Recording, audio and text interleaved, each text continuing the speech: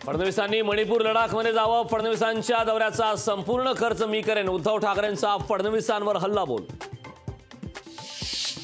सत्ताधाऱ्यांना फक्त शरद पवारांना हरवायचंय, त्यामुळे घर फोडून वहिनीला उमेदवार केलं, सुप्रिया सुळेंची भाजपवर टीका।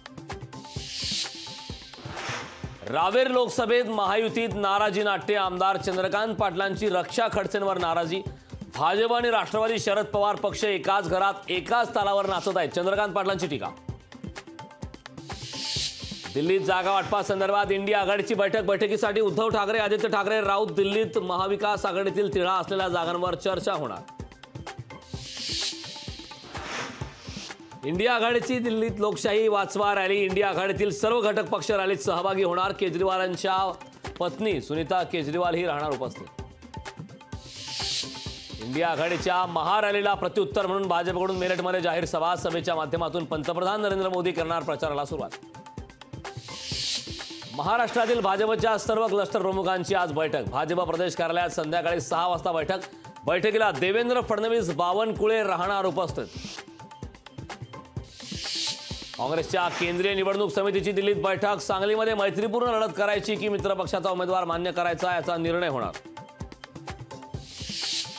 माजी उपपंतप्रधान लालकृष्ण अडवाणी यांना आज करण्यात येणार भारतरत्न पुरस्कार, राष्ट्रपती द्रौपदी मुर्मू अडवाणींच्या घरी जाऊन करणार पुरस्कार प्रदान।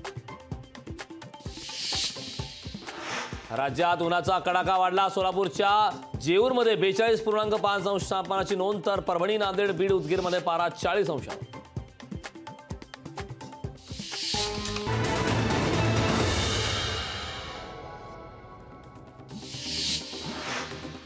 पीएमपीएलच्या चालू आर्थिक वर्षात मोठी वाढ, 2023-24 वर्षात पीएमपीएलचे एकूण उत्पन्न 611 कोटींच्या वर, यंदाच्या वर्षी पीएमपीएलच्या उत्पन्नात 78 कोटी रुपयांची वाढ।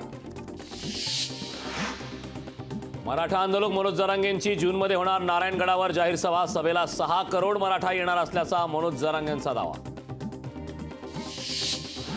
प्रकाश शेंडगे सांगली लोकसभेच्या मैदानात, सांगलीत काँग्रेसने आपल्याला पाठिंबा द्यावा, इतर मतदारसंघात काँग्रेसच्या ओबीसी उमेदवाराला पाठिंबा देऊ, प्रकाश शेंडगेंचा काँग्रेसचा प्रस्ताव। छत्रपती संभाजीनगरमध्ये महिला पाण्यासाठी आक्रमक, पुंडलिकनगर परिसरात पाणी सोडले जात नसल्याचा आरोप, महिलांनी पाणी सोडणाऱ्या कर्मचाऱ्यांना दाखवला इंगा।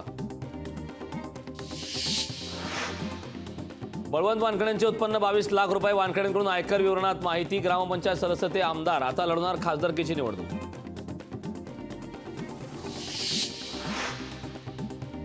छत्रपती संभाजीनगरमधील मराठा समाजाच्या बैठकीत झालेल्या मारहाण प्रकरणी 12 जणांवर गुन्हा दाखल, सुशिक्षितासह लोकसभेत संधी देण्याची केली होती मागणी।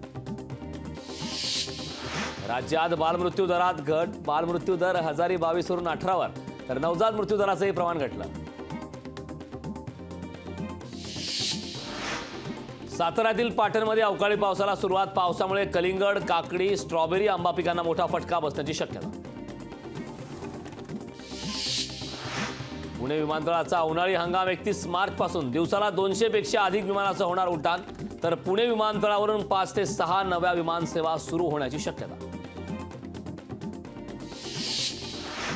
पुणे रेल्वे विभागाचं बुकिंग जूनपर्यंत फुल, उन्हाळ्याच्या सुट्ट्यांमुळे गाड्यांचं तिकीट मिळवण्यासाठी प्रवाशांना तारेची कसरत, तर रेल्वे प्रशासनाकडून जादा रेल्वे गाड्यांचा करण्यात येणार नियोजन।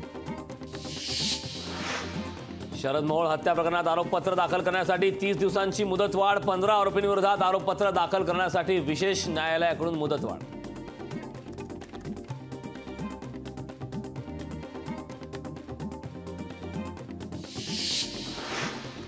लखनौ सुपर जायंट्सच्या मयांक यादवची पदार्पणात जबरदस्त कामगिरी, 3 विकेट घेऊन पंजाब किंग्स 11 विरुद्धच्या लढाईत महत्त्वाचा वाटा, यंदाच्या आयपीएल मोसमातला टाकला सर्वात वेगवान चेंडू।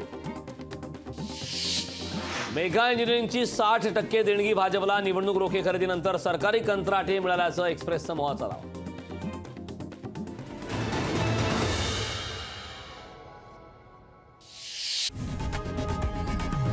लोकशाही मराठी ऐका, पहा, जागरूक रहा।